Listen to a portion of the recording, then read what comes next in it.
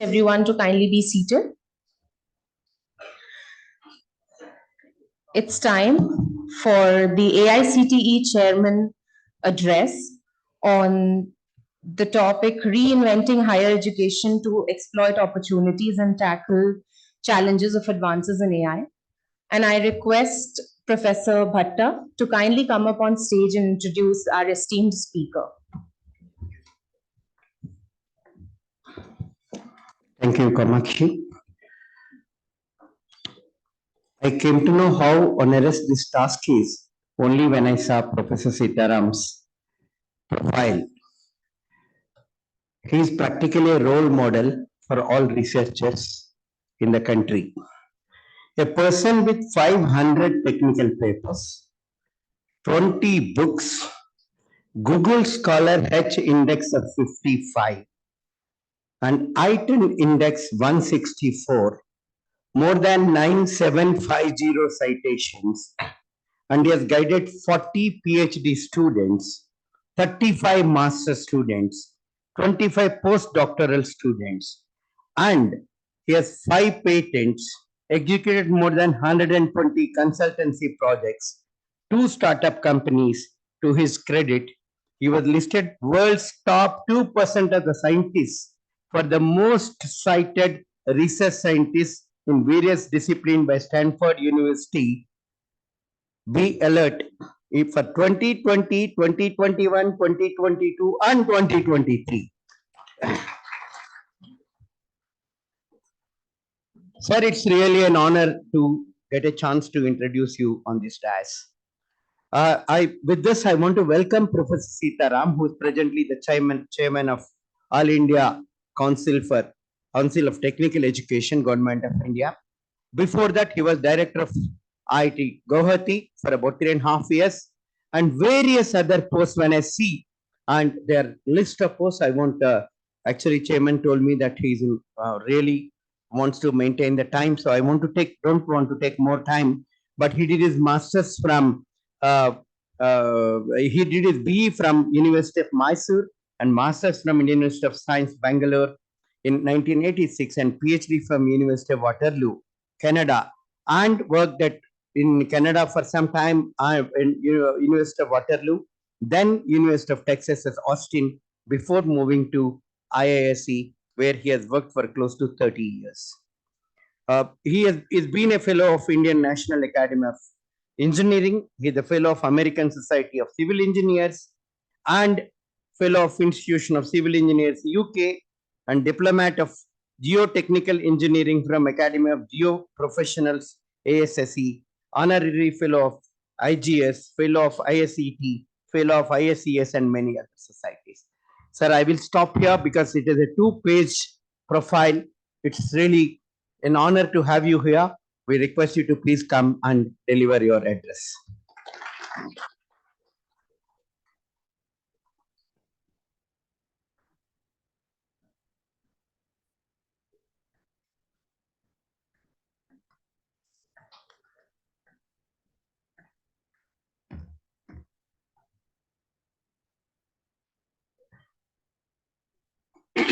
ಎಲ್ಲರಿಗೂ ನಮಸ್ಕಾರ.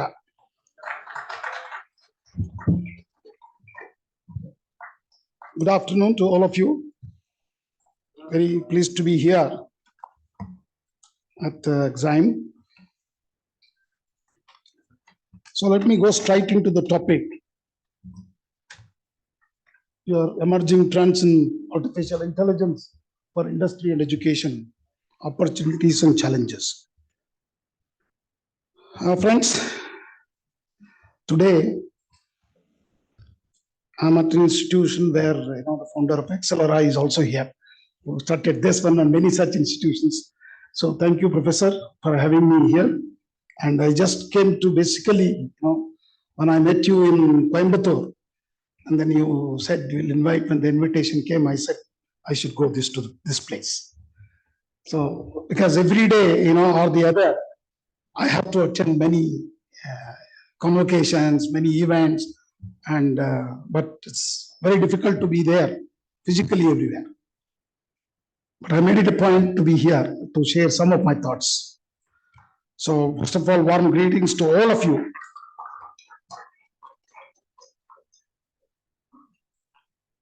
to organize this conference.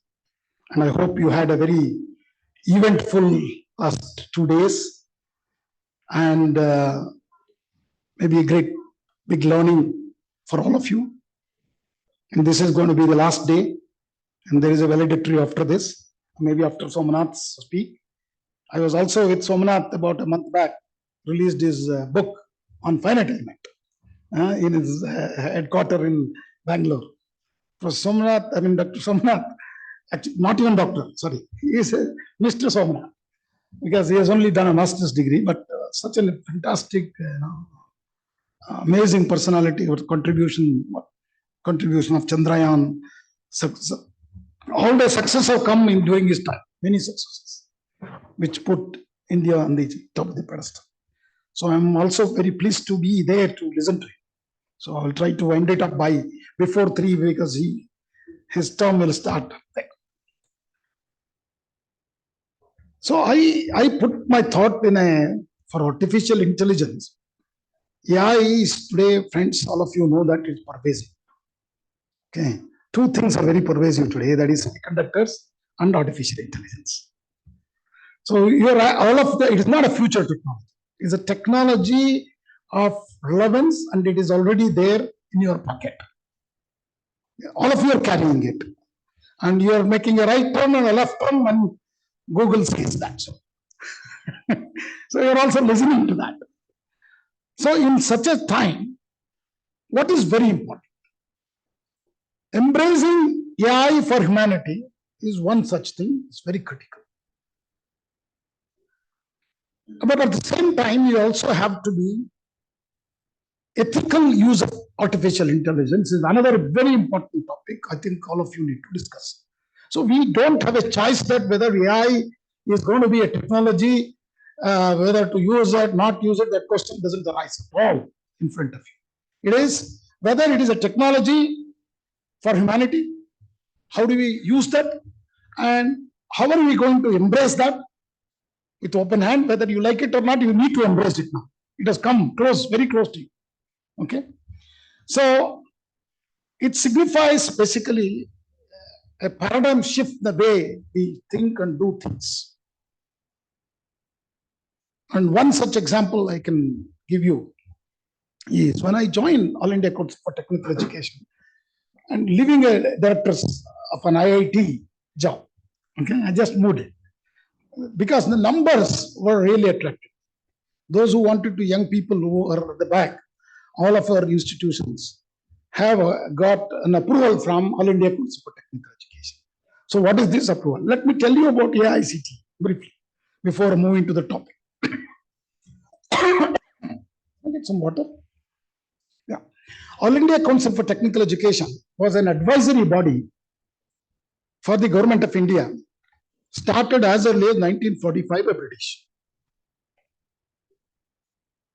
Okay, 1945. It was an advisory body for government of India. It remained as an advisory body until 1987. And Karnataka is the first one to start large number of engineering colleges. And then, followed by the neighboring states, Tamil Nadu, Kerala, Maharashtra,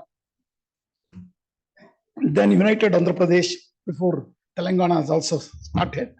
All of them had a mushrooming of engineering colleges. Then, government thought that, and also our judiciary, along with the judiciary's direction, AICT was being given as a regulator job.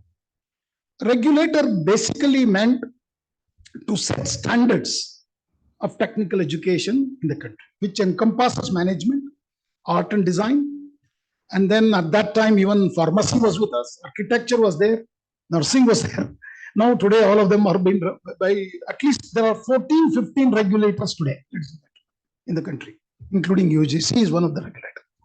Okay, so today we have close to about 1100 plus universities, 45,000 colleges, and still our higher education numbers are showing up as 4.3 crores as of 2023.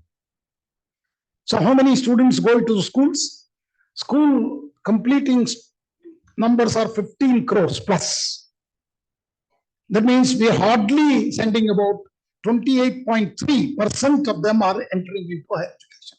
Our gross enrollment ratio of 28.3% at higher education. So all these students were, see, as per National Education Policy, you all know that NEP was brought in July of 2020. The 3.5 years we have completed, and we are in the various phases of implementation of National Education Policy. But the whole idea is, the major goal of this National Education, through this we would like to achieve a gross enrollment ratio of at least 50% by 2030. Okay. And if you just wanted to develop countries, gross enrollment ratio for higher education is close to about 85 to 90%. Most of the countries. Okay. We are way, way below. Even China is much ahead of us. So this AICT was formed as a standard setting body to improve the quality of education in 1987. The first few chairmen of the AICTE were the Minister for HRD. First 5 of them actually. You know, right away I keep telling, so among 5 of them, 2 of them went on to become Prime Minister of the nation. That is the Sir Narasimha Rao ji and then VP Singh ji. Okay. And then in 1993, the first chairman of AICTE, Professor S.K. Khanna of IIT Roorkee, present IIT Roorkee, then University of Roorkee, took over. And that is the time, you know, they started looking at engineering colleges. So many are there. What is the teacher-student ratio? What kind of curriculum they're following? Are they really industry ready?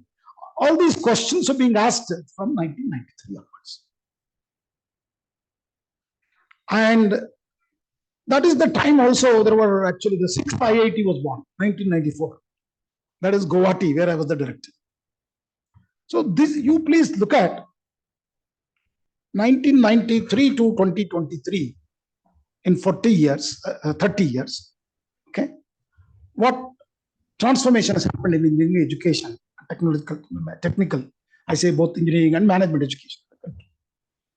So this AICTE started, you know, putting them with all the experts, because AICTE doesn't have anybody inside. Please understand, it is all the experts of the academic experts from all the institutions across the country, whether it is IIT, NITs, or all these institutions of which have made a relevant significance in the technical education in the country. That means all our engineering colleges. So how many today we have is close to about 3,500 plus engineering colleges are there across the country.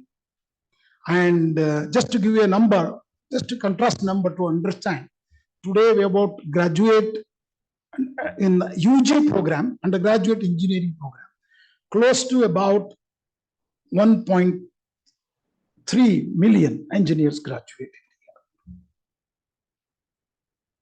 So you might question, you know, this is, we are degrading the quality, and all that questions might come through to your mind. And it was that why, that is the reason AICT was there, to bring that quality into technical education. Friends,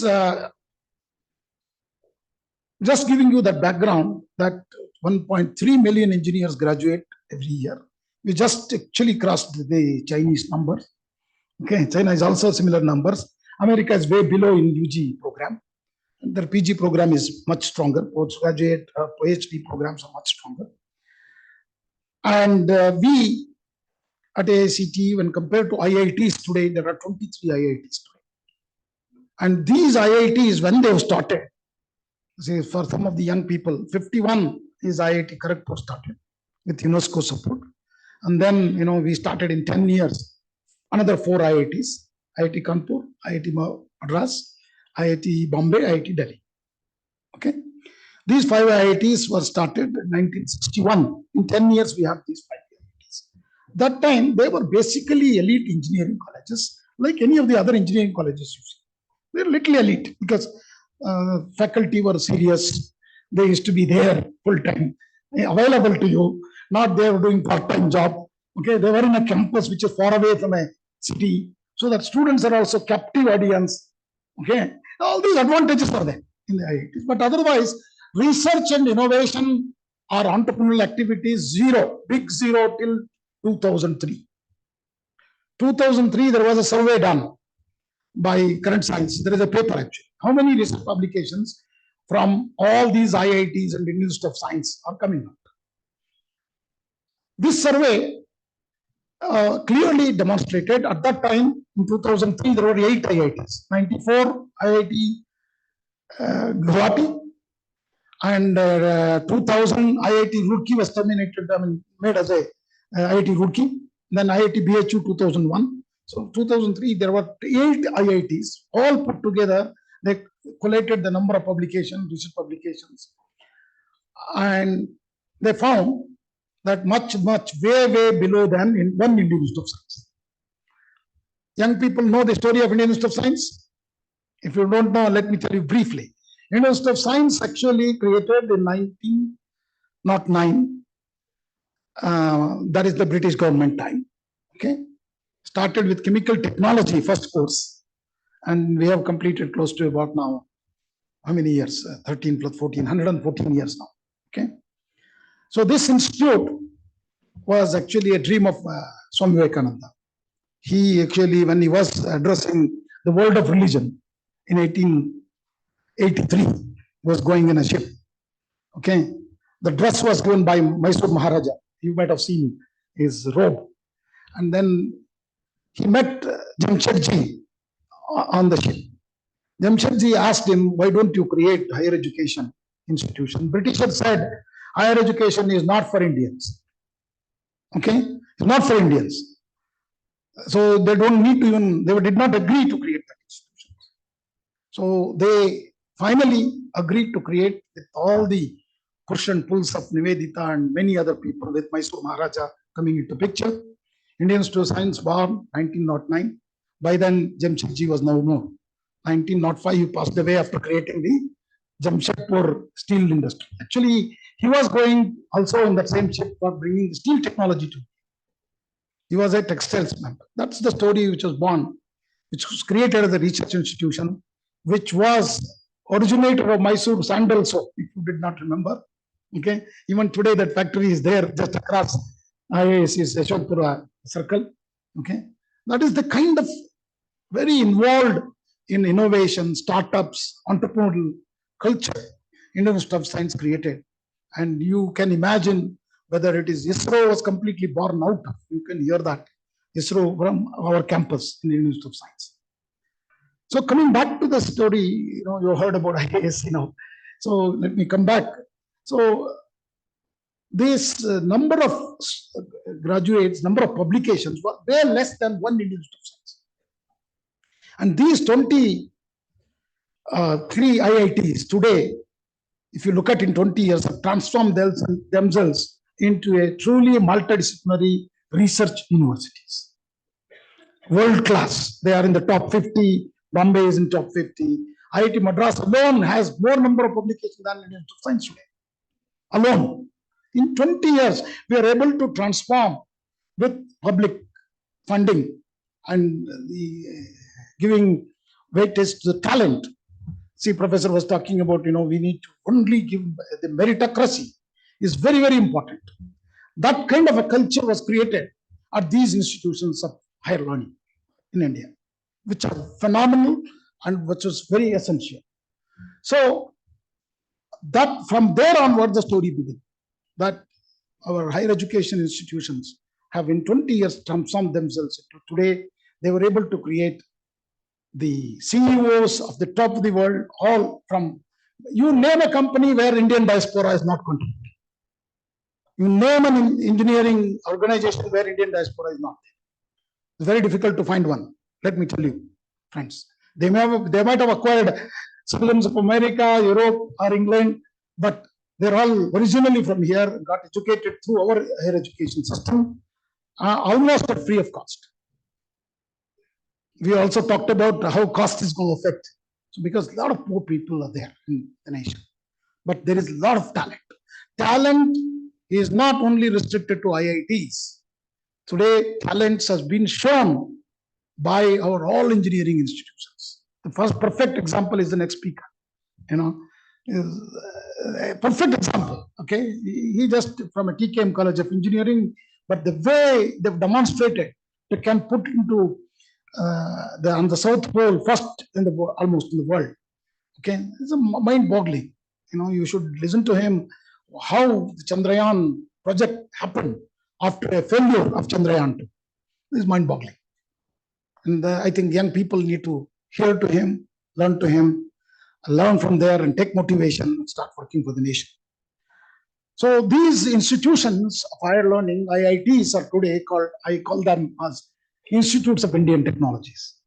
We have started exporting, these technologies, and have created a culture of innovation, culture of startups, culture of research in our country. You might ask the question, where are we, sir, in the world standard? The numbers are mind-boggling. We are 5th largest paper publishing country in the world. 5th largest. And there is no doubt in a couple of 5 to 6 years, we are going to be the 3rd largest, even in the number of publications by our faculty. And I'm not even counting Indian diaspora. Please understand this. We are only considering the number of publications with Indian institutions as the affiliation. Okay? The number of patents in the last few years, this story has completely changed. Today, we are the 5th largest patents filing country in the world. And from hundreds of patents started in 2010 or something, and today our patent number stands at 85,000 plus. And then startups. We are the 3rd largest startup ecosystem in the world. In 2010 or so, less than 100 companies, startups were there. Today, we have close to 125,000 startups. And these are not just for the startups, for the sake of startups. These startups have turned themselves into unicorns. Okay, more than 125 unicorns have been born. And I looked at them carefully. Not majority of them are all from engineering institutions of our nation. Small engineering colleges, people can create a company of unicorn. And these unicorns have actually brought a lot of wealth also to the nation. The total net worth was $500 billion. And 1/4 of that has flowed from outside to India through these companies.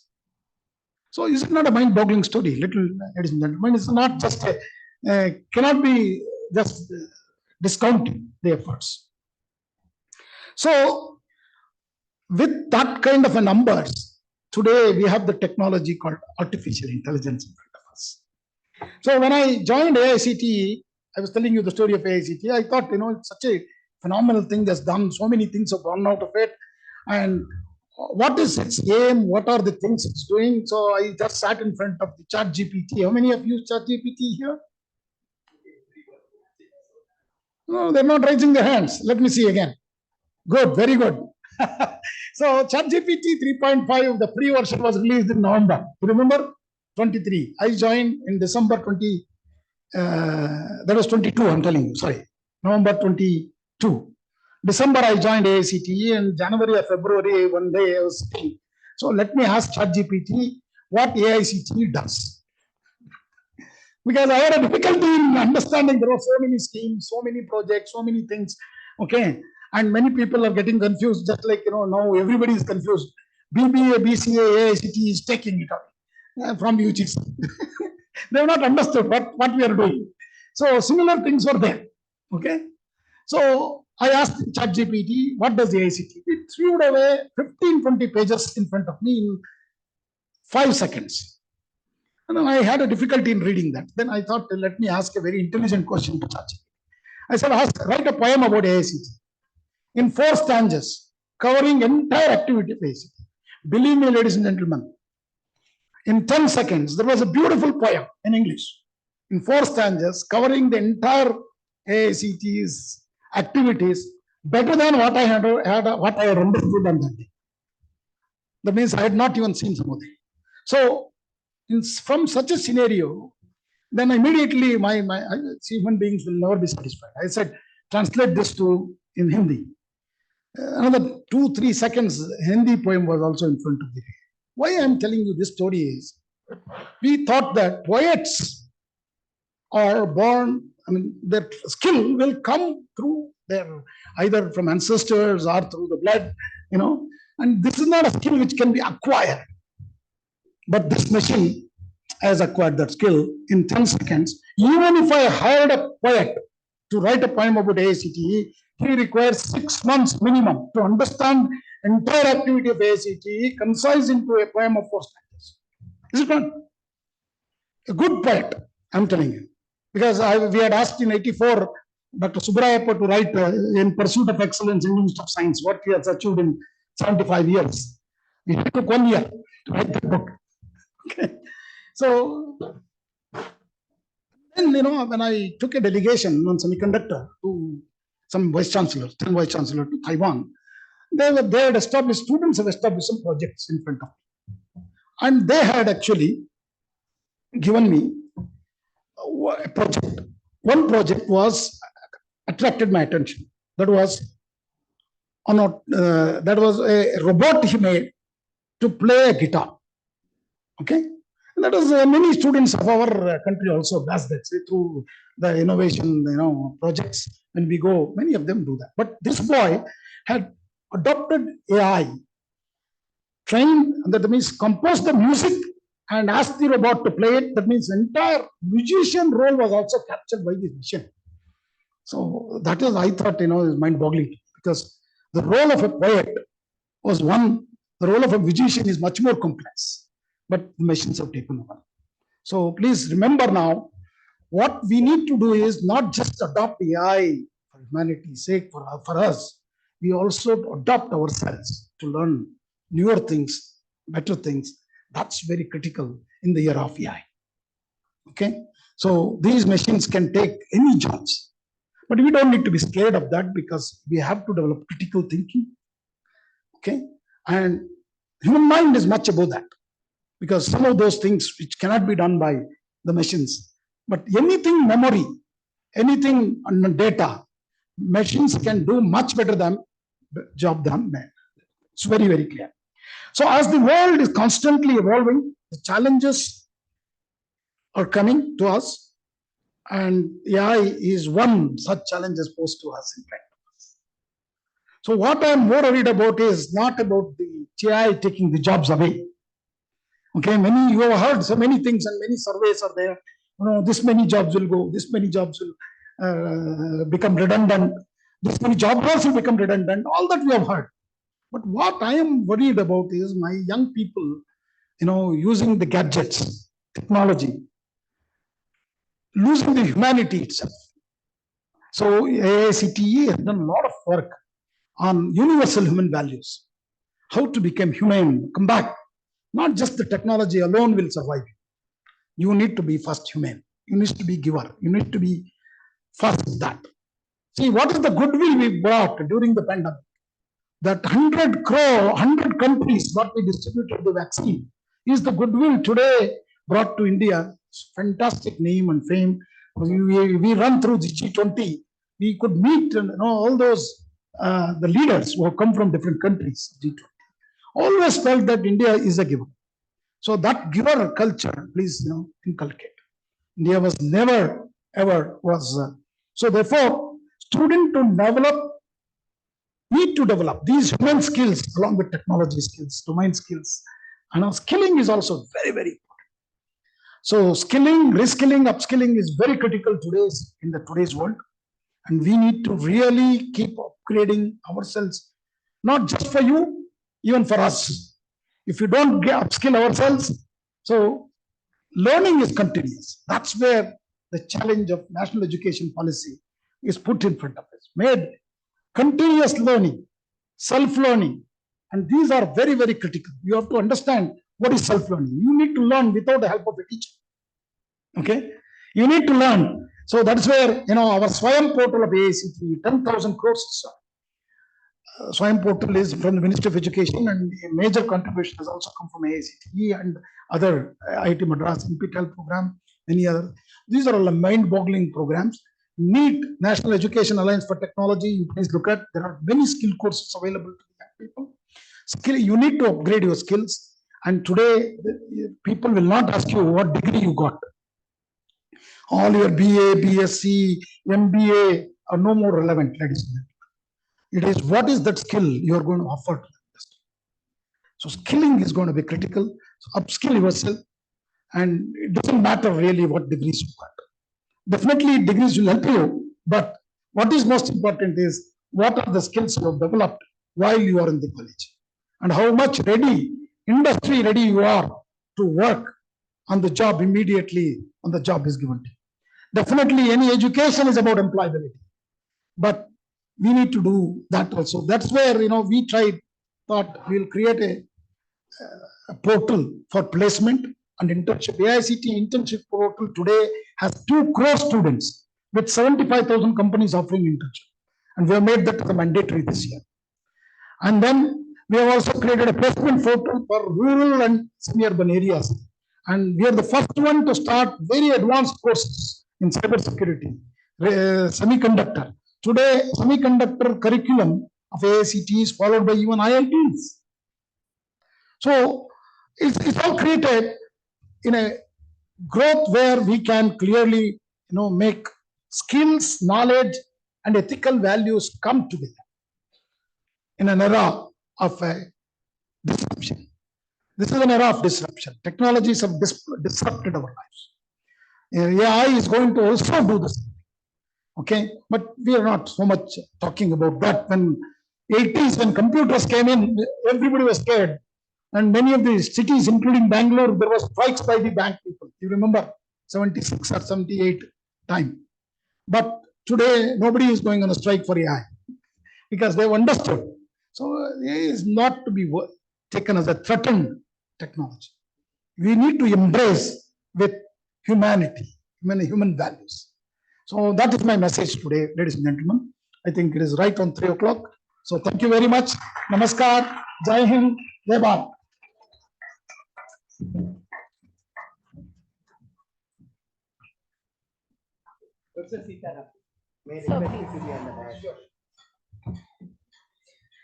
Thank you, sir. What an honor it has been to hear from you. Your words were truly enlightening. Now, I would request the respected chairman, Professor J. Philip, to kindly present our esteemed guest with a token of appreciation.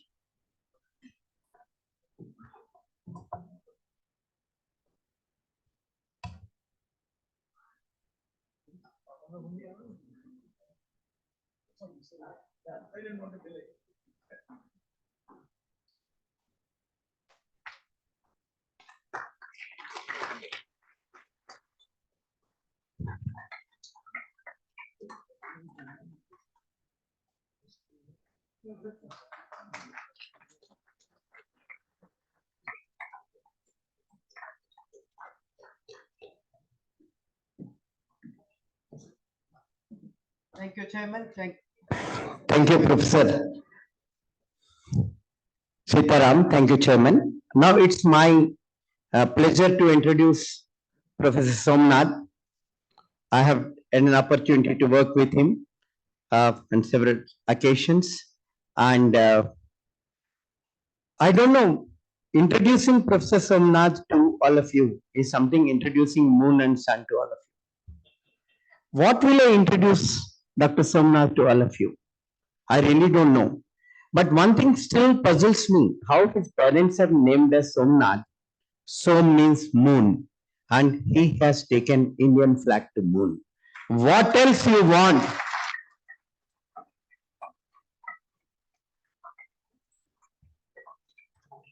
Originally, when I requested Professor Somnath, Dr. Somnath to speak to us, he could not really accommodate. But when I personally spoke to him and requested him, you have to speak. He said, Dr. Bhatta, I will speak, come what may. And thank you, Dr. Somnath. Everyone knows you here. I don't think any one of us can introduce you.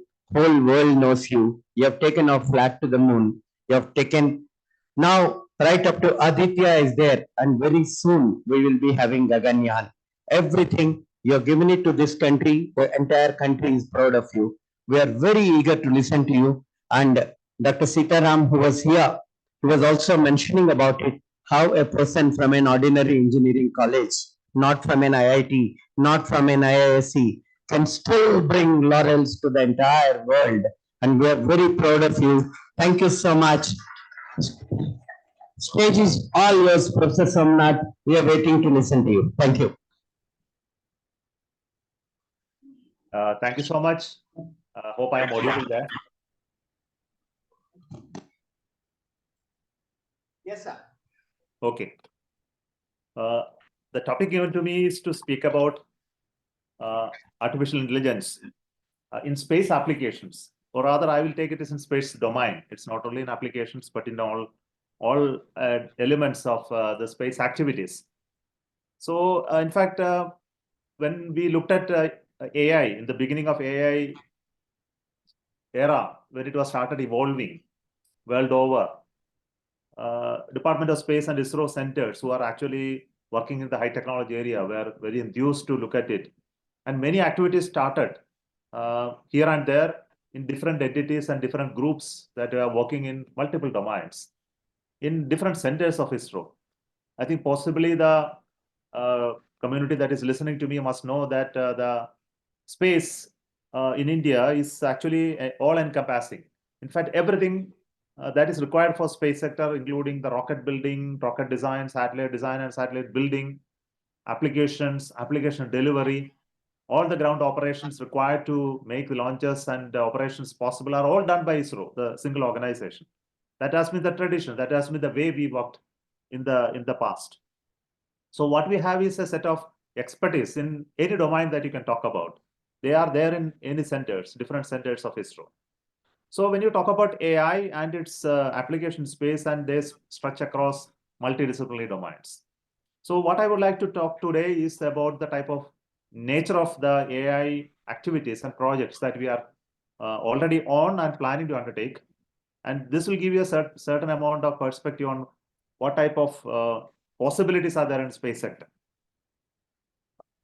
Mainly, I would like to segment it into the following ways. One, of course, all of you know that we design and build rockets, and rockets do fly.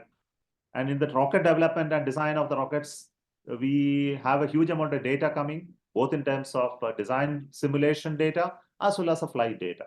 So the data are essential for all of these activities, for example, AI activities. So for rocket design, we have quite a bit of programs currently going on in AI domain. Possibly you may know that in a typical rocket launch, there are something like 2,000 measurements. And these measurements include physical data measurements, also health data measurements.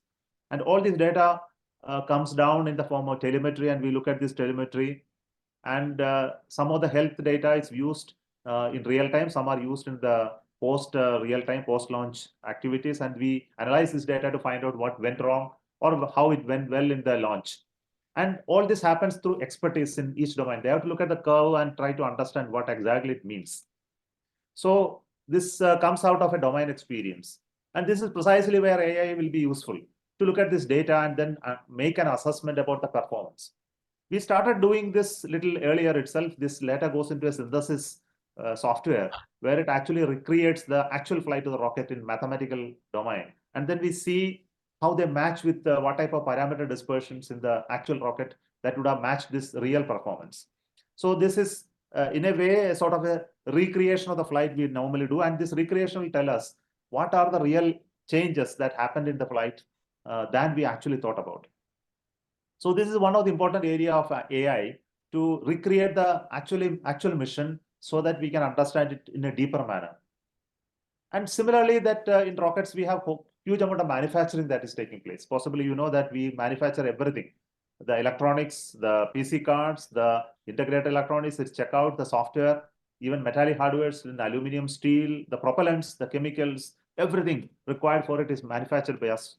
So all this manufacturing goes through huge amount of evaluation of its quality. For example, one other thing I say is PC cards, the printed circuit cards where very tiny components are wired, and this defects in this wiring, whole process of soldering can be very catastrophic. So fault diagnosis of this is again an artificially intelligence driven inspection tools we have made, so that it goes through inspection very, very fast. And a lot of anomaly can be recreated through images, and we can actually convert an AI engine to do this. Similarly, when we look at the rockets for human space flight, possibly you know that in human space flight, the safety of the crew becomes very, very important. And we have to look at this safety in a manner that they should be able to abort the mission in case an anomaly develops. And when an anomaly develops in the rocket, the whole thing spread out and it explodes in less than 100 milliseconds. 100 milliseconds, it's only 1/10 of a second. In 1/10 of a second, you need to take the decision to abort the mission and then take the crews away. So this is not possible by human beings, and we cannot do from ground. It has to be done on board. So a sort of a synthesis of this data is required and make decision on board. Many of the techniques that we used earlier were based on model-based approaches. So you create a model of the whole vehicle running there, and actual vehicle parameters are fed into it, and we see there is a diversion, or it doesn't follow the track of what was ideally required. Then we understand that there is a failure slowly happening, and it has not become catastrophic yet. And if you make a model to predict it further, then we can say it will turn out to be catastrophic or not. And based on that, we can take a decision, yes, it is time for aborting or not. But this can have two effects. One, actual anomalies may be there, and some of the anomalies we may actually escape and may not really cause a catastrophic anomaly. So this is a critical decision, and this is required to be done through AI techniques solely. And we are developing such capacity, computational capability, and software tools on board to do such decision making in split seconds. So it's very important for the crew to fly. Then here again, another typical issue is related to simulation. All the rocket flight, all the satellite flights, we actually simulate in ground in a scenario mathematically correct, so that we can actually see the real flight and the simulation flights are proper. Here again, huge amount of data comes out of it, and we need to take cases where performance bounds are exceeded. For example, possibly you are aware that in Chandrayaan 3 we were successful in landing, and in Chandrayaan 2 we just missed it. And just the case of an anomaly happening and the anomaly not able to recover with the time. And why it happened and how it can be prevented, it's only possible by such simulation studies where the parameters like the initial conditions, the various performance indices are perturbed beyond our statistical limits like 3 sigma. They are actually perturbed to higher orders like 6 sigma. And then we see even with that, the whole dynamics of the system is capable of handling this. So this is one way of understanding it. And again, here the AI techniques are used to recreate the type of conditions that we need to simulate to really test it and go. Let me quickly switch to satellites. Spacecrafts, when you look at, we have spacecrafts for communication, we have spacecrafts for imaging, and also this data comes down in huge quantities. And this data becomes very important tool for rest of the work. Now on this data, we can do a lot of AI. For example, on the satellite data is actually very voluminous. A typical satellite, when it flies over a landmass, it collects gigabytes of data. And you get hardly 5 minutes or so on top of a ground station to download this data. And this huge data need to be downloaded at very high data rate to the antenna. And this becomes many a times difficult. So how to reduce this data volume and how to minimize it, the ground requirement of tracking is one topic which we continuously discuss. Here, the primary thing that comes out is how to introduce AI onboard satellites. For example, an image is taken. For example, it takes an image of India and a very local zone, and we would like to understand that area is remaining like that in the last 1 hour to this 1 hour. And if there are any changes, and if changes can be easily detected on board by the AI engine, then we will say that changes are so minimum, so we don't have to download that image. So it saves us the data volume. Another method is even for identification of various artifacts and objects. For example, you want to identify trees from the images, cars from the images, human beings from the images, roads, waterways, and various geometrical features. And all these are currently done by manual approaches. These images are put on a computer, and then we ask somebody to work on it and identify. The whole of this can be done very easily by the artificial intelligence techniques. And we started doing it now on board as well as in the ground in the post-processing time. Similarly, the whole of this AI-driven approaches are using for various services. For example, in India, suppose you take an image of a satellite and you want to find out where there are more people and where there are people less than a certain numbers. And if you want to understand this population densities, it can be easily done using AI techniques, using the images. And we can train the model on various capacities. And this is actually being used by our government for various programs like Amrit. For example, the governmental flagship programs are being using this type of models for based on optical data. this generally the satellites data are two-dimensional, and we want to make a three-dimensional object of the whole satellite data. Here again, we look at how to extract features from the images. For example, roads. Those who have used the Google Maps must be knowing that roads are there in the Google Maps, and actually the roads are not fully visible. When you look from top of the sky, you will find that the trees cover most of the roads. Sometimes many other shadow effects will be there, and you will actually miss the road. But to extract the road out of the image and then show a path for you to go, there must be some technique to extract it out of it, basically using certain features, that road continuity and various geometrical features that define the roads. So this is true for various other objects when you see it on the images. So similarly, deep learning techniques are used for detecting various other elements in this. For example, we use it for identification of areas which are likely to get desertified, the areas which requires which are water stress, the areas where the crops have reached you are right for taking out the crops, and where there is a stress of certain elements, nutritional deficiency, and such features can be extracted using AI techniques in from satellite images. There is yet another area where we look into AI application is the operations. For example, we have in India has almost 50 satellites in orbit now, and all of the satellites required to be orbited, tracked, and maintained for its health at any continuous manner. For even for communication satellites where we have DTS services, even just a small shift in the antenna could cause some of the channels dropping out. So you can't even talk about such other anomalies that will happen on continuous basis for satellites. So we have developed an AI engine to look at these anomalies in satellites and then continuously track this health data of the satellites and give warning to satellite operators on a continuous manner, of course, on the sensor health, on the imager health, on the power budgeting, the battery strength, the solar power generation, and various other parameters of the satellite that are critical for its operation. Similarly, the equally important is automatic navigation and attitude control. Typically, an imaging satellite goes around the globe, and we won't image it everywhere. We image it only where there is a landmass and there is a need for imaging. And when it is flying over oceans, it switches off its cameras and then save power and look at how to maximize power generation. All of these are generally done in a pre-programmed manner. Here again, we have a huge approach possible with the AI approaches. We can actually look at it, how to optimize this capability and then bring out maximum out of it from the satellite. In a domain where there are thousands of satellites, possibly, there are 20,000 satellites up there, and some of them are likely to collide if you are not little careful. So there is so much of activity happening on space security and space safety while we are operating satellites in space. So we call it now space traffic management. Though there are no roads or railway networks, those are vast ocean of space, but they travel in such a manner that they can come very close, dangerously close.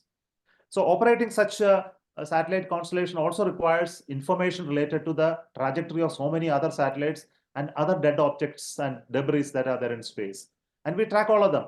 And all this information is fed into a computational system. And we make sure that the operation of the satellites are very, very safe, including launches. And here again, the current approaches of computation of ensuring safety can easily be handled by higher data analytics and AI techniques. Slowly, this is getting into the domain. I can't say that today it is fully AI driven, but it is slowly moving into that direction. Here, I will talk about a little bit on the application side. For example, some of the applications which you did recently is about the shade tree density estimation tea gardens. I just want to give you an example. When you look at a tea garden, there are some shade trees. I think they need to be planted in a certain intervals, and if you don't plant them, you don't get the type of correct requirement for the tree plants. So this estimation of the shade giving trees versus other trees or the tea garden itself could be a difficult thing to distinguish. So this is something where we look at this AI tools to look at such vast ocean of images and then suggest that where all exactly that you should plant them. And this information is given to garden the concerned people, and they are able to plant them appropriately. Similarly, in the agroforestry resources, we use it very intensively for management of this type of things to help them in crop planning, crop estimation, water level. Actually, for example, paddy cultivation requires water level maintenance at appropriate level. Here again, imagine-based estimation and giving advisories to them, etc. Another domain that is slowly developing. In space, I think all of you know that robotics is also coming very, very important. And the Chandrayaan-3, you would all watched the Pragyan rover coming out of the lander and then moving on top of the moon. Almost 100 meters it moved, and it produced so much of data.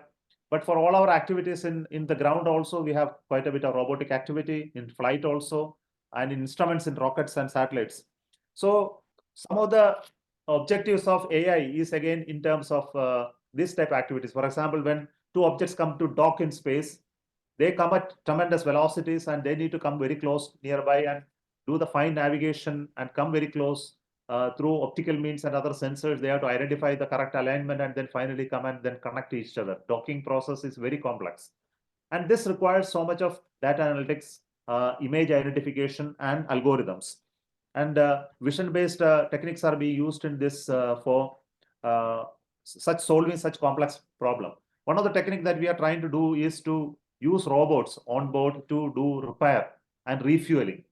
Some of the satellites which are almost at the end of life, if we are able to go and then fill the fuel and gas which are required to keep it alive for some more time, we should be able to do that. For that, we would like to develop a technique by which the images are used and then appropriate location has to be identified, and you have to go and connect our connectors, electrical and mechanical connectors, to do this filling. It's not like a car charging. We don't have an opening available to fill it. So we have to identify the correct location, open it, and then fill it. So this requires some better AI-driven methods. Similarly, robot movement on planetary bodies requires obstruction avoidance and identification of features and artifacts, then selection of the location for doing scientific experiments. And all this comes out of some sort of an analytics of data that comes out of the images and other sensors. And finally, we would like to use human interfaces in a big manner. For example, natural language processing is already there in our robot that is going to fly in Gaganyaan. It can speak in multiple languages. It can interact with the astronauts. And if the astronauts are tense, he will understand they are tense and they are cool. And if their status of mind changes, this robot is able to understand and then talk to him to put him at ease, and also help him in various cognitive activities, including switch operations, operation of contingencies, etc. So we are preparing our robot to be such equal to a human being so as to help the astronaut along the flight. So even such activities also, AI and ML related tools are being used, and we would like to continue this activity for space sector in a bigger manner. And I would like to thank you today because our time is very short. We are given me 15 minutes. I may have a little bit overshot. So thank you once again, and would like to ensure you that in AI, when it grows in this country, we will also equally grow in space. And I would like to tell you, we are ready to share whatever knowledge that we have created in sectors which are common with other sectors. Thank you so much. Dr. Somnath, we will throw open the stage for a few questions. Dr. Somnath, we'll throw open the stage for a few questions. Oh, yes, please. I will take total of 5 questions, and knowing Dr. Somnath's affiliation to students more, I would give preference to students' questions. Please keep your question short. Students, is your occasion. After that, others can ask delegates and research scholars, please. Somebody is going around with the mic. Please lift your hand. There.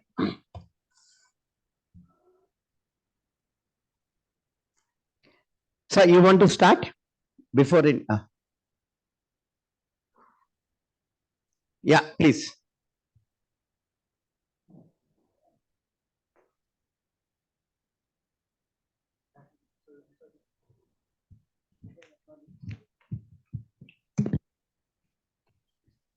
Hello.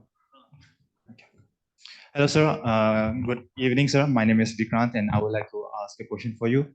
And sir, is there any current or future project regarding cleaning of space debris for India?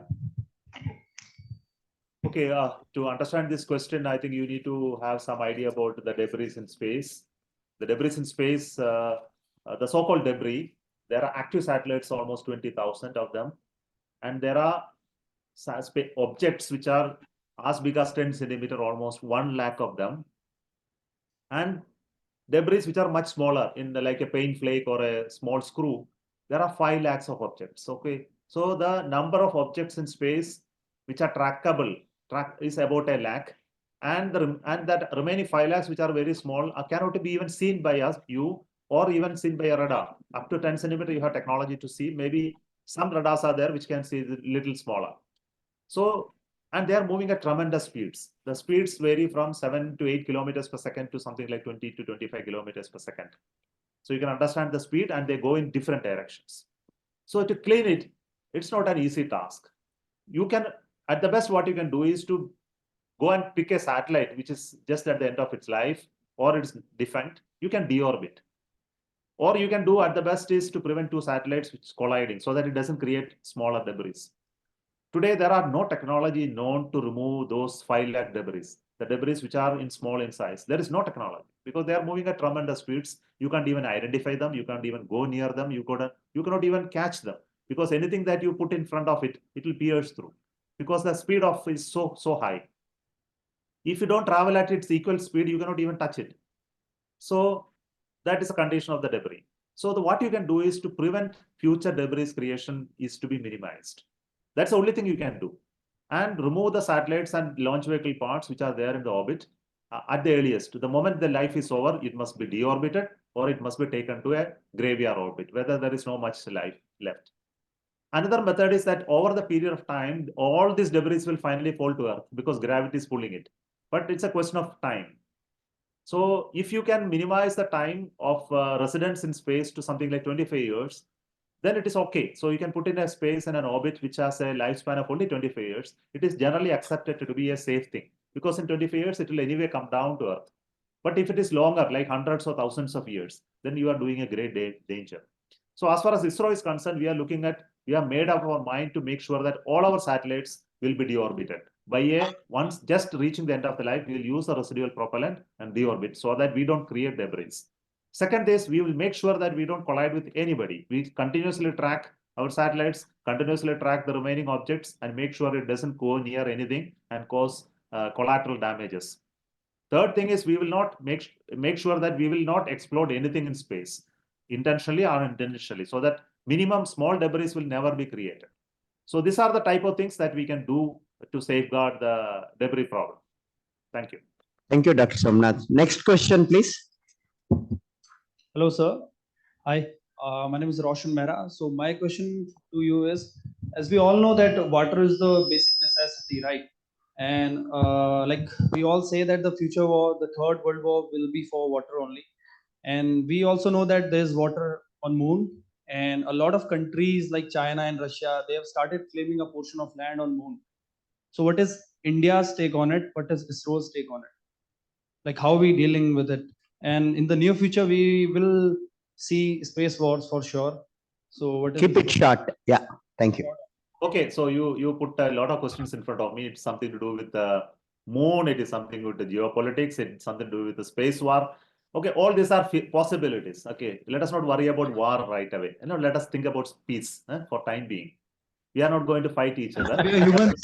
We are humans. We are going to work together for the safety and security of all of us. So let us make sure that we'll do that only. But only point that we need to make sure is that India has to have our own say in the matter. This is something which is very clear. So if you have to claim a part of the moon, I think we must have the right to claim because we were the one to land along with the remaining other 4 people. So we have a right on moon. But if we won't claim, the other countries will for sure claim. Countries like China, Russia, North Korea. When such claims happen, there are other mechanisms that are in place to handle it. So let us not go into geopolitics part of it right away because even nations exist with boundaries, and we have certain principles of operation even on Earth. So even on moon, we can have such principles of operation. They are evolving under multilateral ways. They will evolve with the time. So it will happen like Antarctica. We have a way to operate Antarctica. Antarctica doesn't belong to anybody, but all of us are operating there. India also has a say there in Antarctica. Similarly, there will be a principle of operation in when it comes to moon. how to use the moon and its resources, and it's evolving. There are various stakeholders evolving principles. For example, America is evolving Artemis Accord. It's again a technique or approach towards equitable use of planetary objects for everybody's growth. We are also signatory in that. So, and similarly, UN bodies are looking at how to use space or resources in an equitable manner. But everywhere, this equitable manner comes only where those who have a stake in that only will have equity on that. Otherwise, you will not have. Because you just being a country, you will not have claim on moon. Because you have gone there, you have done scientific research, you have contributed to the growth of knowledge, then you will have a claim. So what is important for India is to work on it, have continued moon missions, claim on your rightful responsibility at that part of the moon, and become an agent of that type of cooperative framework on which we'll operate. I think this is what we are trying to do in the coming days. Dr. Somnath, we have a question from Professor Noel Lindsay, who is the Pro Vice Chancellor of Adelaide University, Australia. He's our guest of honor. Professor Lindsay. Thank you very much. As you hear from Dr. Batta, I come from University of Adelaide in Adelaide, the city of Adelaide in Australia. Adelaide is where our Australian Space Centre is based. A growing area for us at the University of Adelaide is in the law school, where Australian space law is becoming getting more and more attention.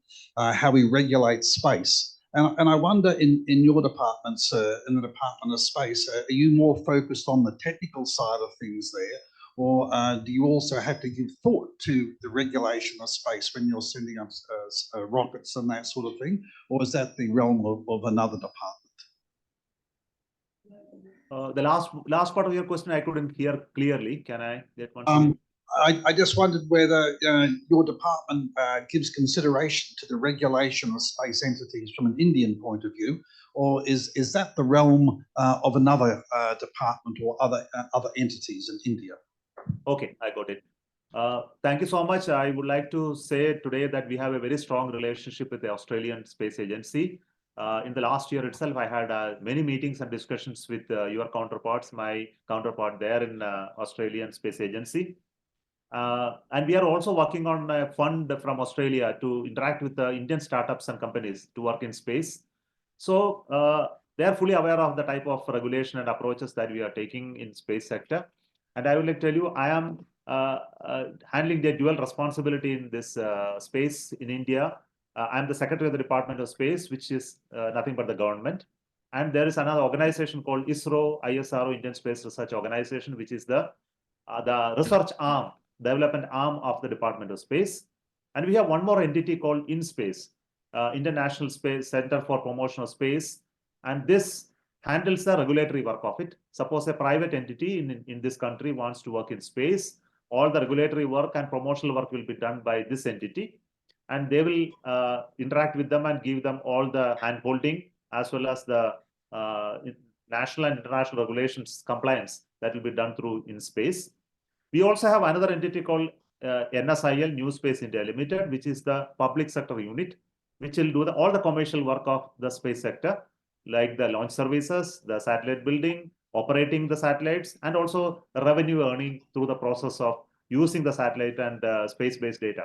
So we have delineated the roles and responsibilities of the space sector, regulation, operation, commercialization to different entities. And Department of Space, me being the secretary, is the responsible for all of this. So this is how it is organized. And I understand in Australia, there is still evolving some of this. I think they are fully educated on this, and we had a lot of discussion interaction on this topic in the recent past. Thank you. Thank you, Dr. Somnath. And for want of time, we'll close the questions now. And Dr. Somnath, please stay on for a small vote of thanks by children, please.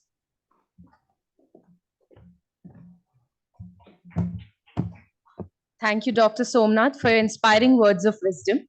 On behalf of Zyme Bangalore, I extend our heartfelt gratitude to all those who have contributed to the success of this session.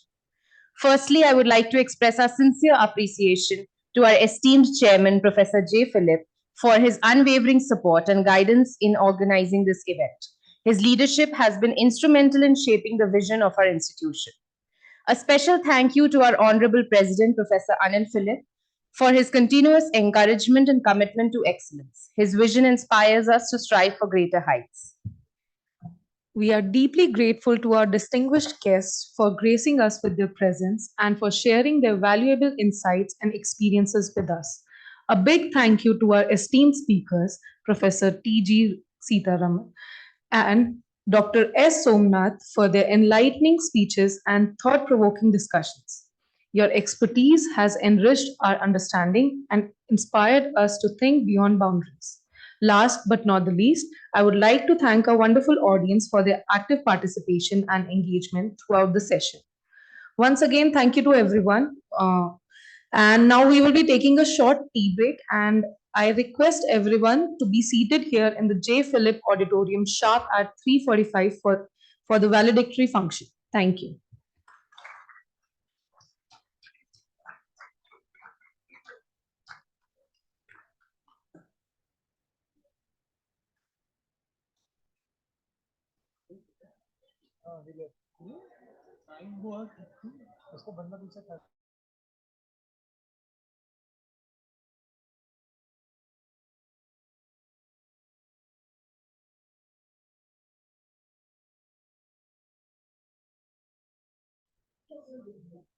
All delegates.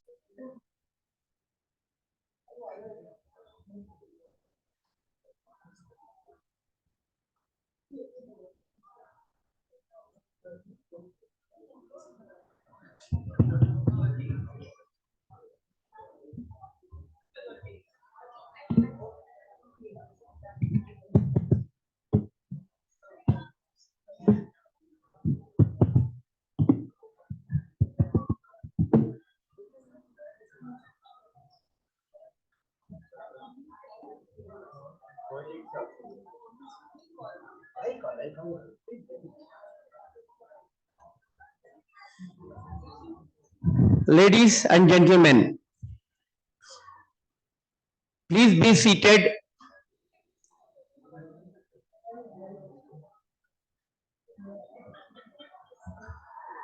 It's my privilege to be the anchor of this grand finale, the valedictory function. May I request Professor Philip, our Honorable Chairman, Professor Sitaram, Chairman AICTE, Professor C.P. Ravindranathan, Chairman Kochi, Professor Lindsay,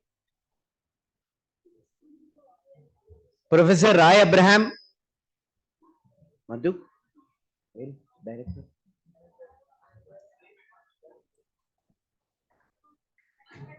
Ashok, just call Director.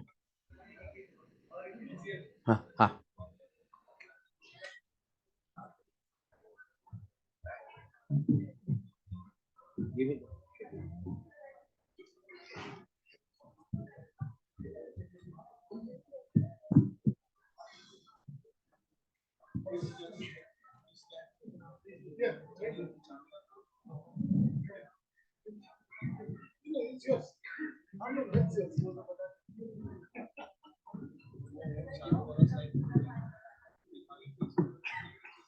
Before I invite our Chairman, Professor Philip, to give the welcome address, I want to give a brief report on the conference because AICTE Chairman, we had his chance to have him today.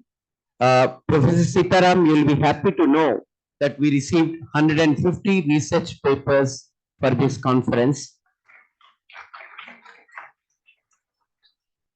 out of which 82 papers were selected for presentation, and out of these 82, there were jury from IITs, IIMs and all foreign universities who have evaluated the papers. Will be selecting best 30 to 35 and will be publishing in Scopus and ABDC publications with whom we have collaborated. You will also be happy to know that we had 8 AI experts from other countries and 14 AI experts from India who participated and shared their thoughts. We had 2 plenary sessions and 1 panel discussion headed by our chairman during this 2 days. And now I would request Professor Philip, our chairman, to come and say a few words welcoming the guests.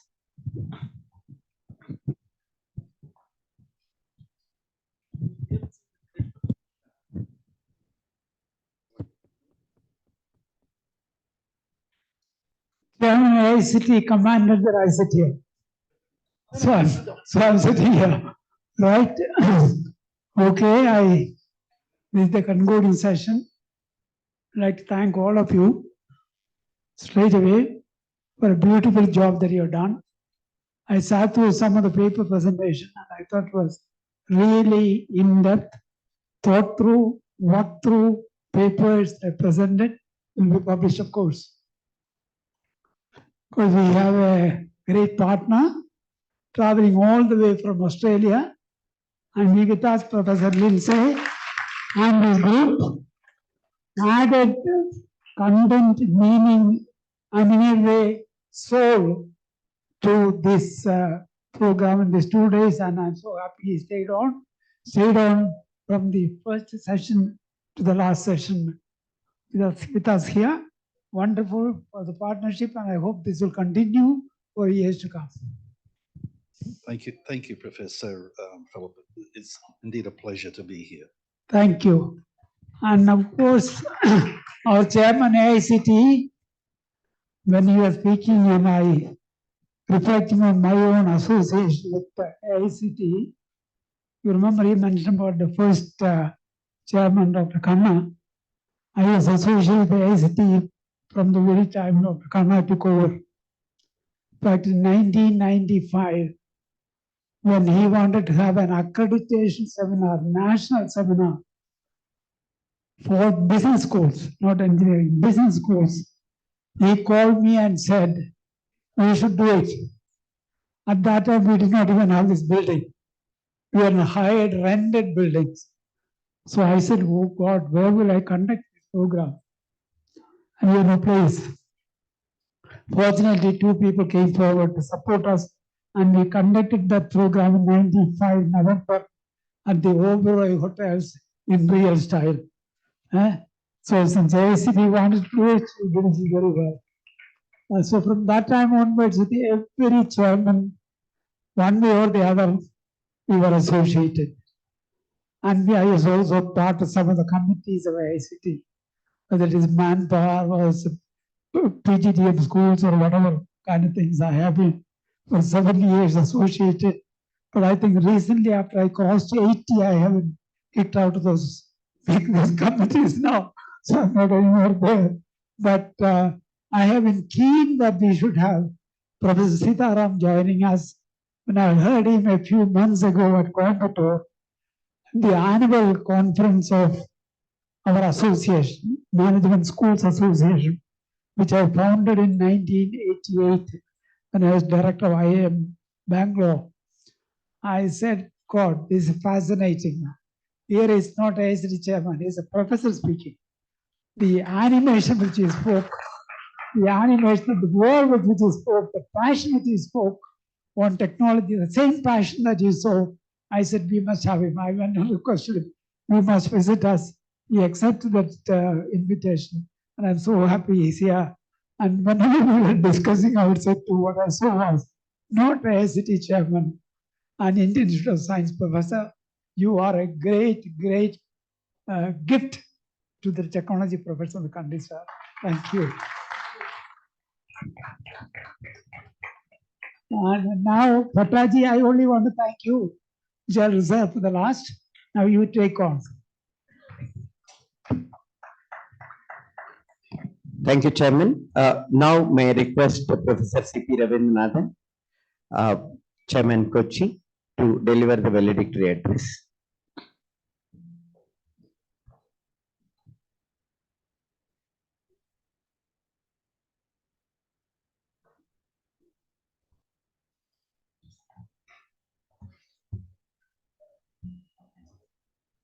Chairman of AICTE, Professor T.G. Sitaram, founder of XIMA, Professor J. Philip, Professor Noel Lindsay, Pro Vice Chancellor and Dean of Adelaide Business School, Australia, our collaborator in this conference. Mr. Anil Philip, President of XIME, who must be somewhere in the audience. Director XIME, Dr. Roy Abraham, Dr. Bhatta, dear colleagues of on the faculty of XIME, distinguished guests, dear students. This conference has had a longish history. Towards the end of 2019, we had planned to have a conference on new technologies and management education as the theme of our annual international conference, with collaboration of two American universities. And our plans included having Mr. Vivek Wadhwa and indeed then the AICTE chairman, Dr. Sahasrabudhe as speakers. All this, however, was appended by COVID-19, and efforts to revive the idea of the conference had to wait till the last quarter of 2023, when our chairman, Professor Philip, proposed that we shift the focus of the conference to artificial intelligence and enlarge the coverage to include education, industry and education. From the conference proceedings consisting of sessions for presentations on a host of themes and sub-themes, it would be seen that the discussions during the last 2 days of this conference have provided a great deal of information and insights on what AI means for industry and education. It is a topic of ambitiously vast scope that we have sought to address. But I am sanguine enough to believe that much has been accomplished through the several panels for discussions that the event has made possible. Now, putting AI in its broad historical perspective, Karl Marx viewed the evolution of human society with the economic factors of capital and labor as units of analysis. Today, we would be more on solid ground if we were to give primacy to the fifth factor of production, that is technology, and how it will develop in future. AI is not only at the center of technology, but it is in fact the most transformative element in technology.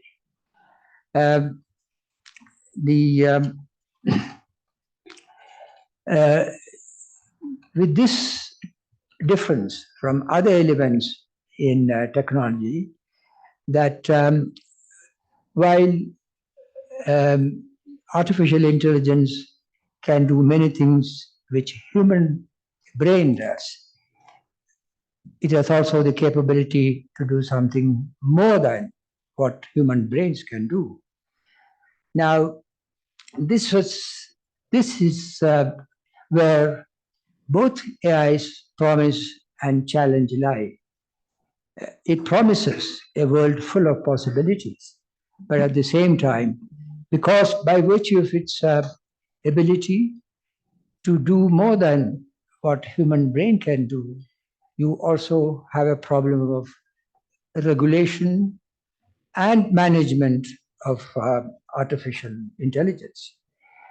Now, the artificial intelligence has already been making strides in a whole number of things we are doing already.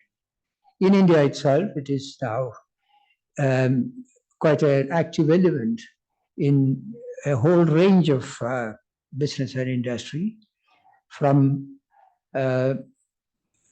manufacturing, sales, marketing, education, and a whole lot of other things. AICT itself is now actively promoting its large language model, which will have as its aim to promote education in spite of the barriers posed by the number of languages we have in India. So in many ways, the AI is already there, and we are going to see more of it. There is no doubt that the future of AI is assured. At the very minimum, what is invented cannot be disinvented. So the development of AI through research and innovation will continue. Forces of market will determine its scope. Market here meaning market and government, while the human enchantment with the unknown and unexplored will continue to act as the first cause for all that we may witness in future. Indeed, regulation and control will also come inevitably. That has happened to the domain of the internet. We cannot expect it to be different with AI. In fact, it would be predictably much more in view of the stakes involved in the state and society. Indeed, the complexity of the issues of government and regulation of AI is such that we have not had to deal with anything of its magnitude anywhere else. This fundamental aspect was brought out in the inaugural session itself. The launch of the internet was to the accompaniment of soaring dreams for the new forms of mind on behalf of the future, expressed in eloquent prose by John Perry Barlow in 1996. AI has followed a different course, exciting to some, ominous to others, advancing by fits and starts with consequences and ramifications only unfolding themselves as we go along. But let us hope that humankind will have the imagination, ingenuity, and indeed wisdom to make it in sum a force for good. Thank you very much.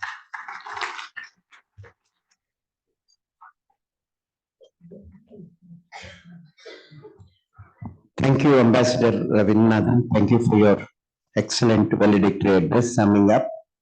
May I now request AICT Chairman, Professor T.G. Sitaram, to say a few concluding words.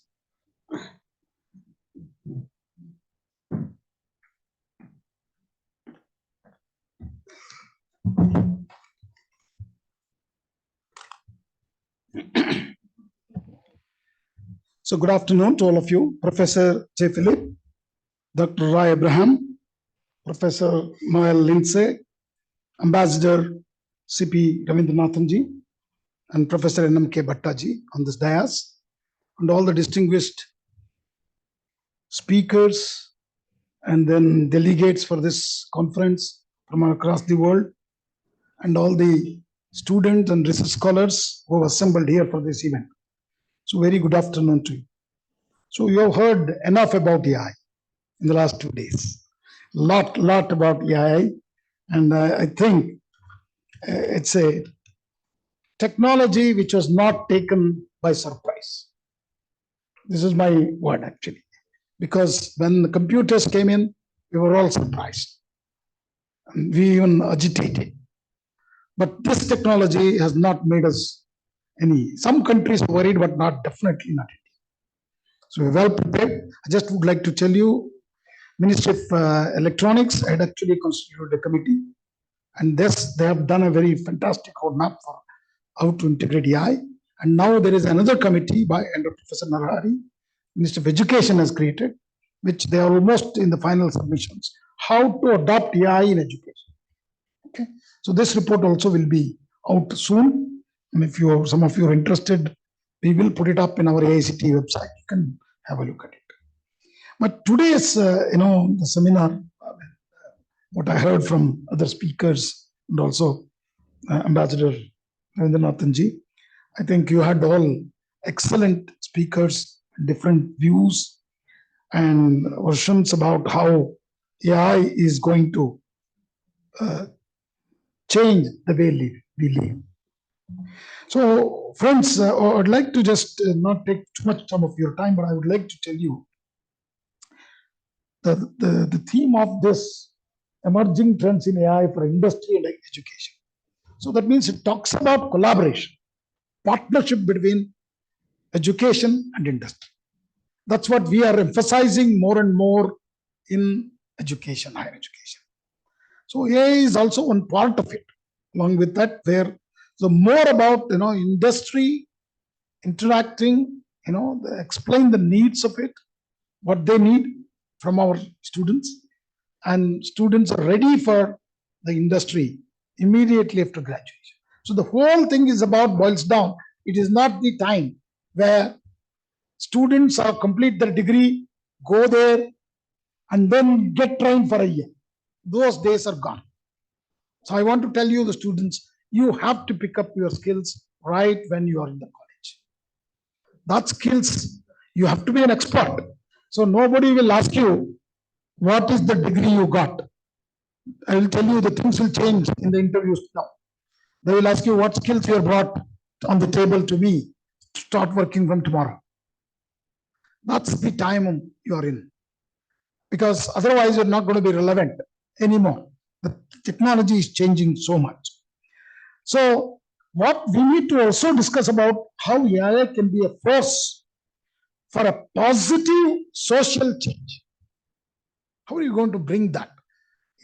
How the AI will affect a common man in a village to sell his vegetables or a product what he has grown in his farmland.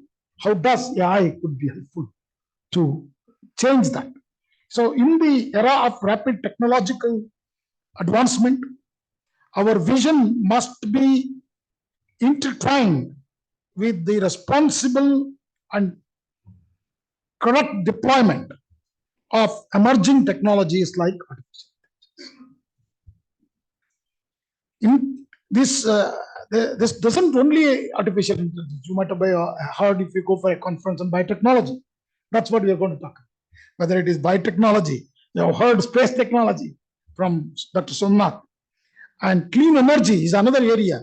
Okay, these are the areas will actually define the future of a nation.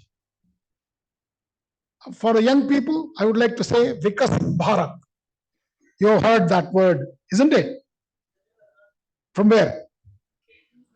From Prime Minister. Keeps on talking about Vikasit Bharat.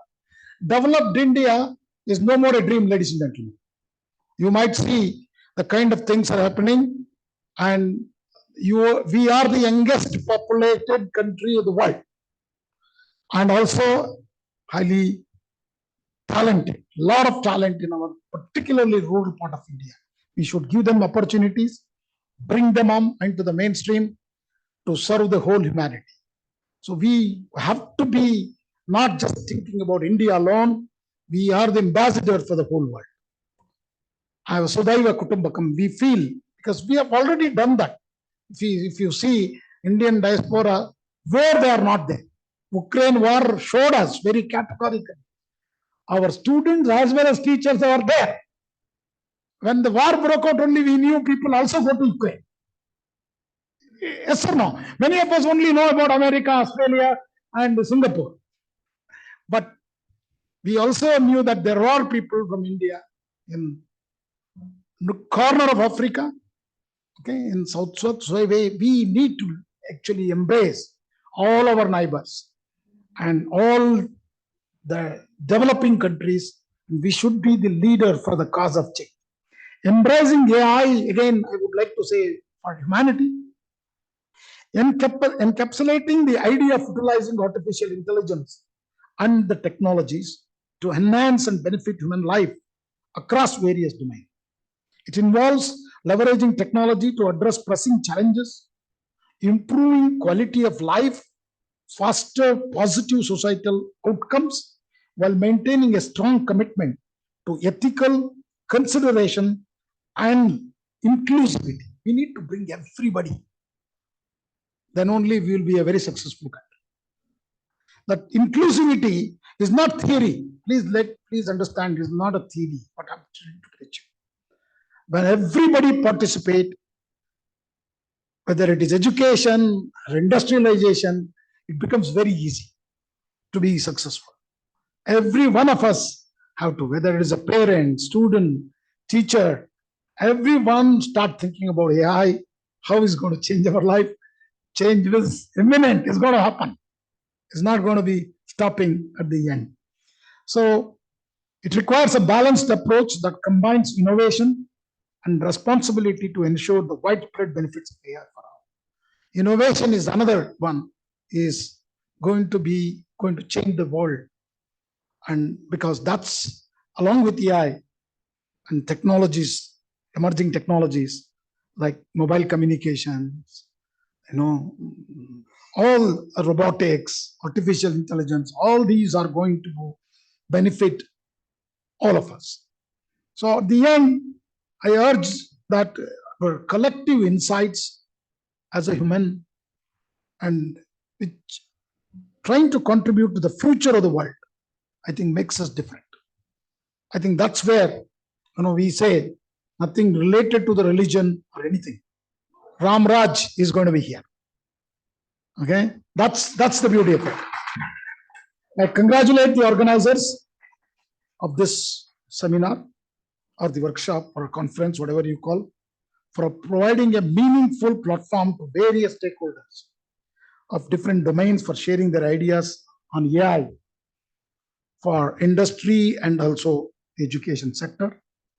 I hope together we can shape the future of the world that transcends the challenges of today, embracing innovation, collaboration, and inclusivity as a guiding principle of our journey towards better tomorrow. Thank you. Namaskar.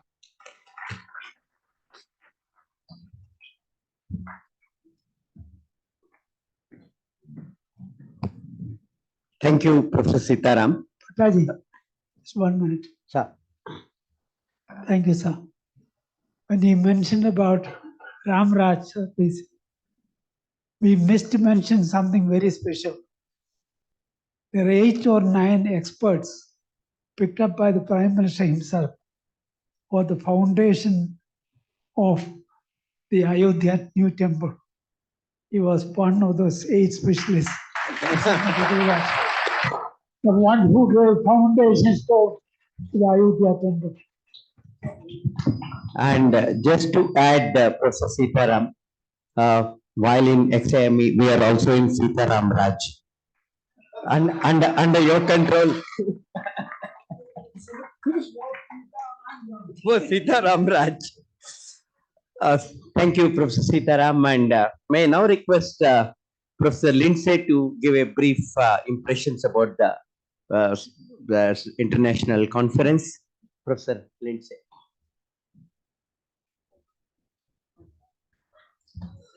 Thank you, Dr. Bhatta. Professor J. Phillip, Professor T.G. Sitharam, my other distinguished leaders who accompany me here on the stage, other distinguished leaders sitting out there in the audience, and ladies and gentlemen. It gives me great pleasure to be here all the way from Australia, to be partnering with XIME, our beloved colleagues, and what have turned out to be good friends professionally and on a personal relationship as well. One of the things that particularly impresses me is the values that XIME espouses there, not only in its leadership team, but it's also its teaching and its students there. And that is something that is very hard to find in many institutions. It's an holistic approach. And I can't help but think that Father Dr. Roy may be also pulling some strings there as well with his spirituality there. But can I say, wow, wow, wow, what a conference there. A fantastic 2 days full of incredible content. It was all about quality, and quality is something that we very much aspire to in our school and our university. And I just saw quality everywhere, excellence everywhere. It started with the content. It was in the speakers there. It was in the presentations. I sat in some of the presentations, and the quality was absolutely outstanding there. It was in the entertainment last night. And, you know, this may sound trite, but many conference goers, and I go to a number of conferences, and one of the things that you always talk about behind the scenes is, what was the food like? Well, the quality of the food here was absolutely excellent as well. It was, thank you to the caterers there. I've had a fantastic time here, and I'm a non-technical person. I'm a humble accountant, a chartered accountant who specialises in entrepreneurship.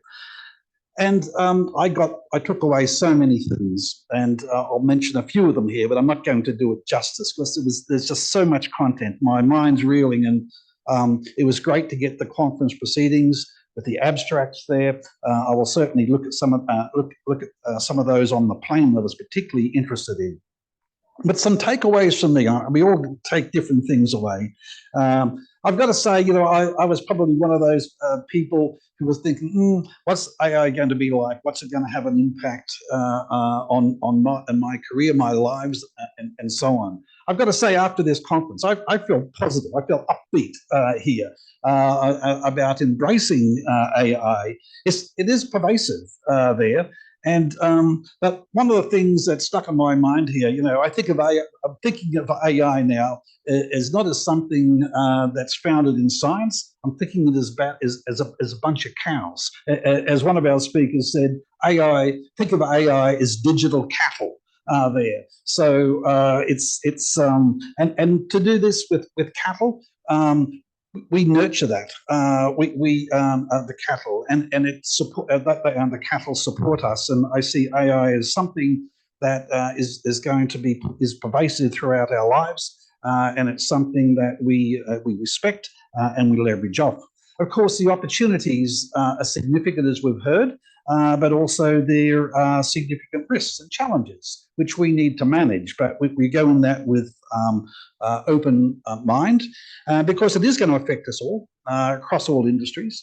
And as one of our speakers said, that it'll have a major impact in education and teaching, which is my game there.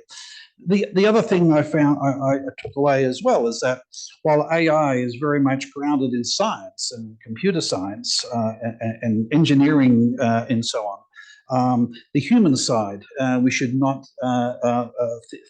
take lightly, because the human side is so important there. And part and parcel of that is AI can't do everything.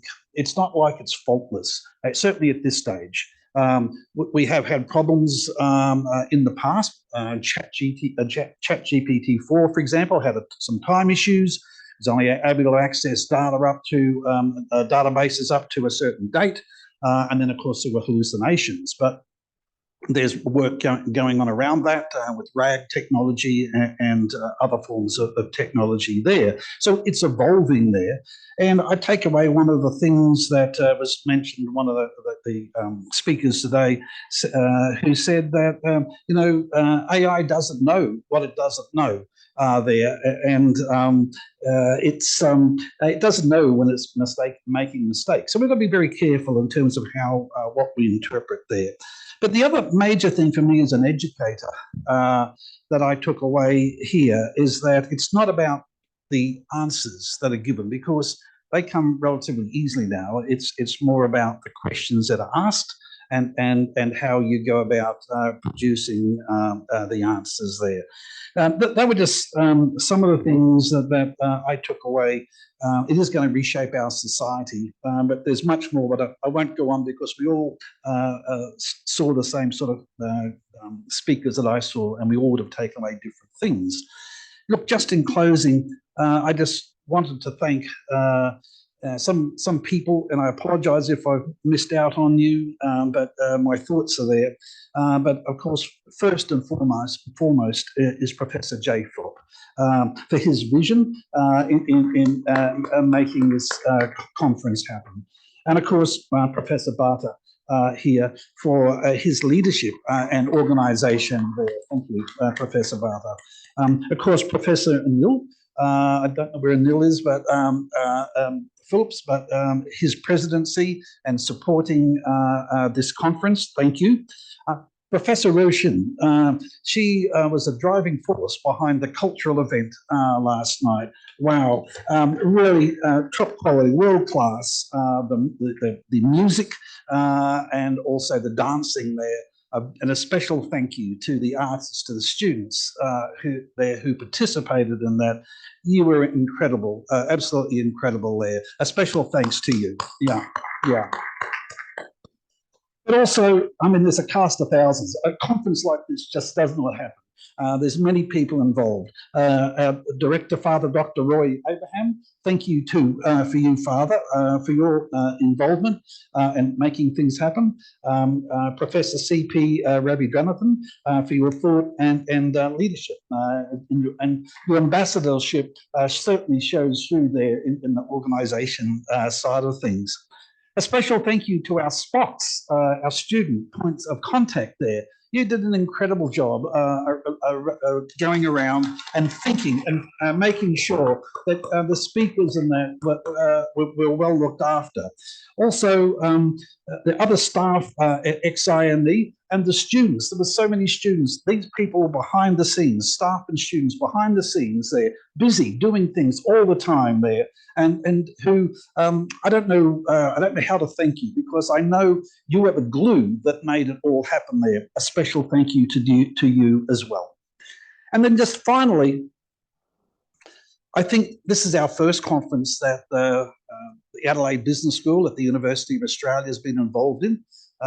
I think there's some incredible foundations have been laid down here, and the bar has been set very, very, very high. And I'd like to think that we may be able to have a conversation perhaps about a second conference, perhaps next year, either in Australia or back here. I love Indian food, and I love India and the people here. I've been coming here many years, and it's almost become a second home to me. Thank you. Thank you to all the organisers. Thank you to all the presenters. Thank you to the students. Thank you, everyone. Fantastic.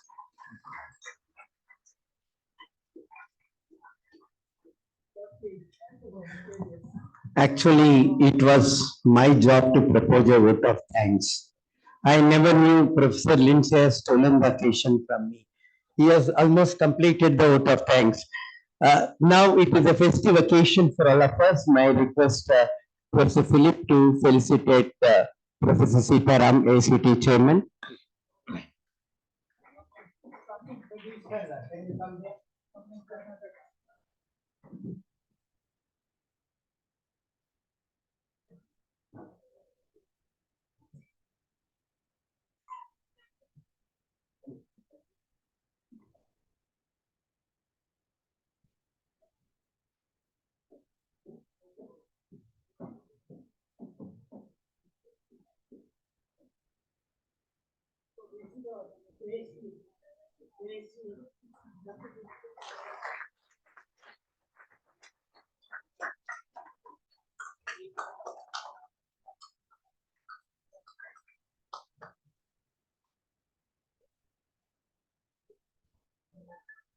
May I now request Chairman Kochi, Ambassador Ravindranathan to felicitate Professor Royal Lindsay.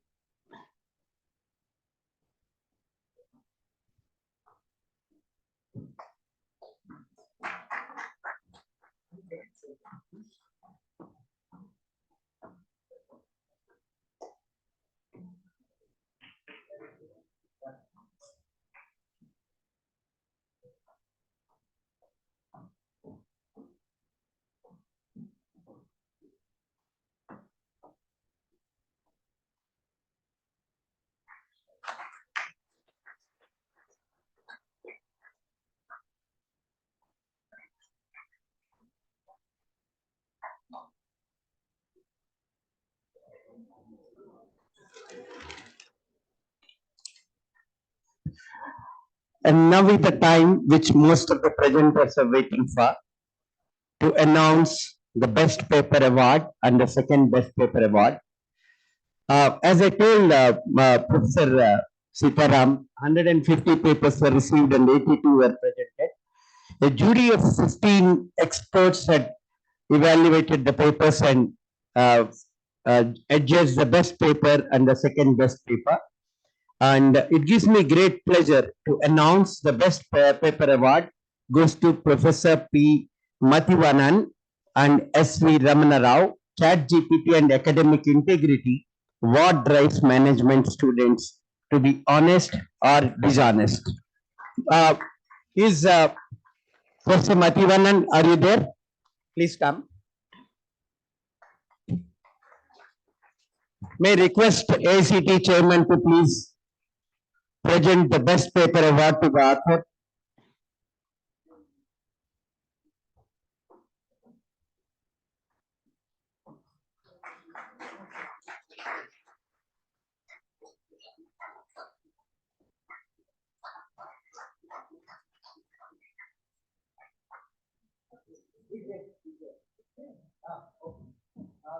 It also contains a cash award of 10,000 rupees, which is an envelope here.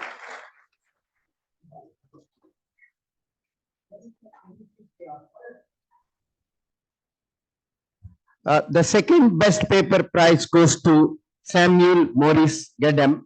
The paper is on navigating the AI educational frontier, insights into academic performance among higher education students in Bangalore. Professor Samuel, are you there? Please, can you please come along? This contains a cash award of rupees 5,000 and a certificate.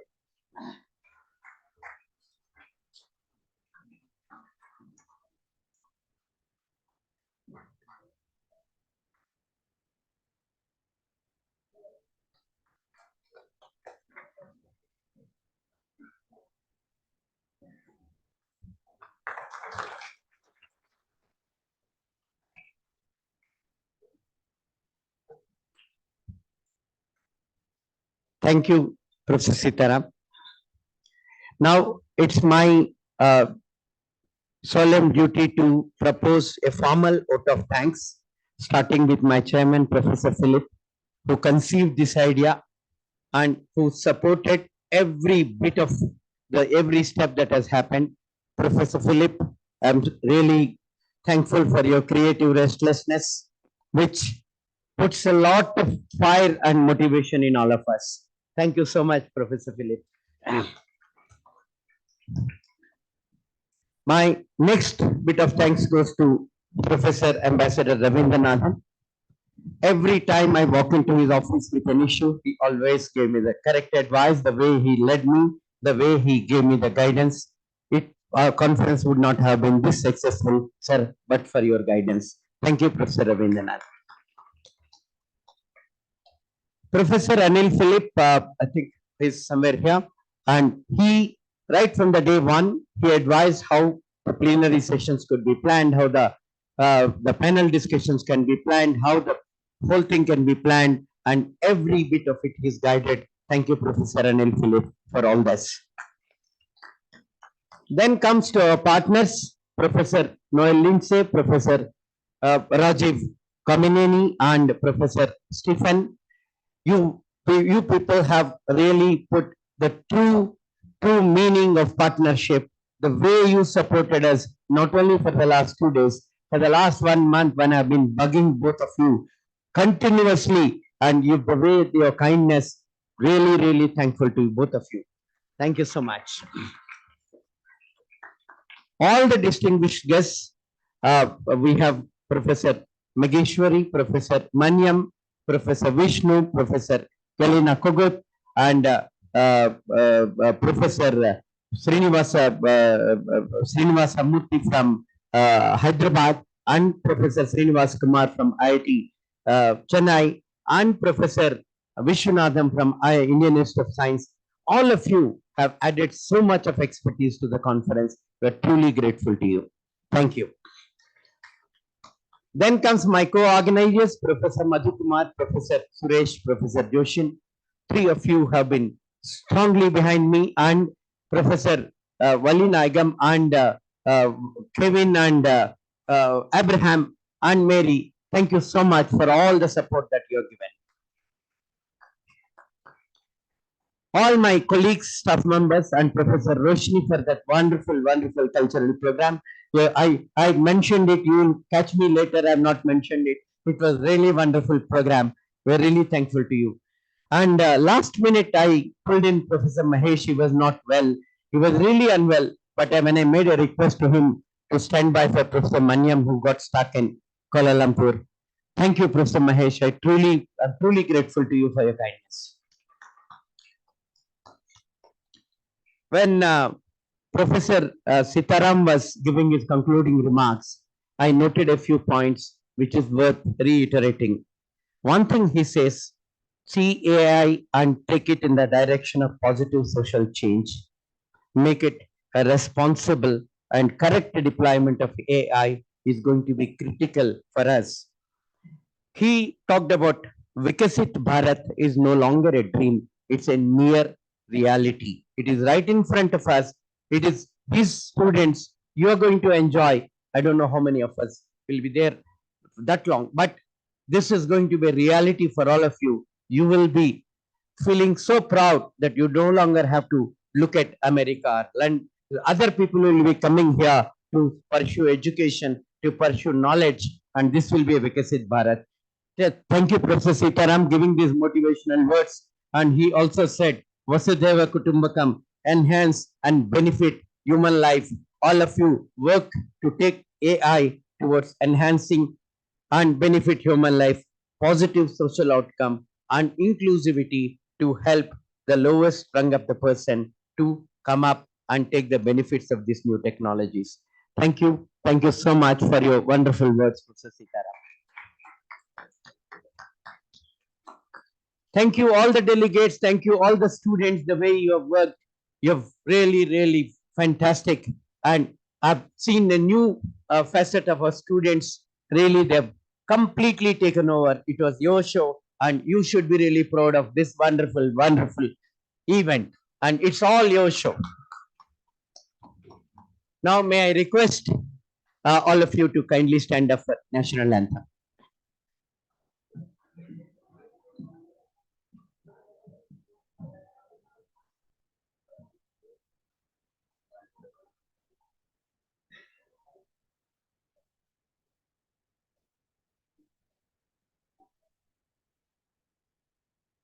जनगण मन अधिनायक जय हे भारत भाग्य विधाता पंजाब सिंध गुजरात मराठा द्राविड उत्कल गंगा विंध्य हिमाचल यमुना गंगा उच्चल जलधि तरंगा तव शुभ नामे जागे तव शुभ आशीष मांगे गाहे तव जय गाथा जन गण मंगल दायक जय हे भारत भाग्य विधाता जय हे जय हे जय हे जय जय जय जय हे